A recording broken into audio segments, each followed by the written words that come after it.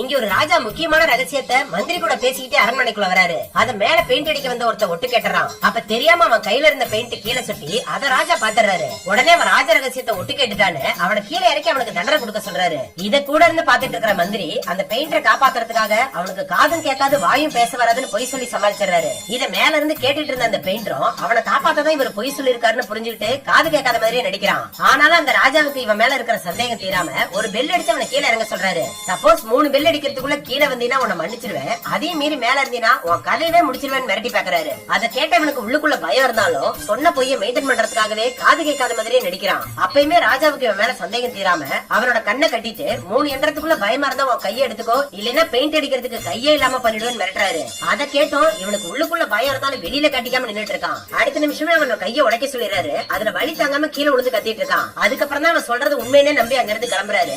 ஆனாலும் போனவருக்கு சந்தேகம் தீர்ந்திருக்காதுன்னு புரிஞ்சுக்கிட்ட மந்திரி இவளை தனியா கூப்பிட்டு ஒரு ஜாக்கெட்டை கொடுத்து இதை சேஃப்டிக்காக கொஞ்ச நாளைக்கு போட்டுட்டே இருன்னு கொடுக்குறாரு. இவனும் அதை போட்டுட்டு இருக்கிற தைரியத்துல வீட்டுக்கு போகும்போது காட்டுக்குள்ள பாட்டு பாடிட்டே போயிட்டு இருக்கான். பார்த்தா சந்தேகம் தீராத அந்த ராஜா அனுப்பின ஆளு இவனால பேச முடியும் தெரிஞ்சதும் அவரோட கதையை முடிக்கிறதுக்காக கத்தியை வீசிடுறான். ஆனா நல்ல வேலையா மந்திரி கொடுத்த ஜாக்கெட் போட்டிருந்ததுனால ஒன்னும் ஆகாம தப்பிச்சிடறான்.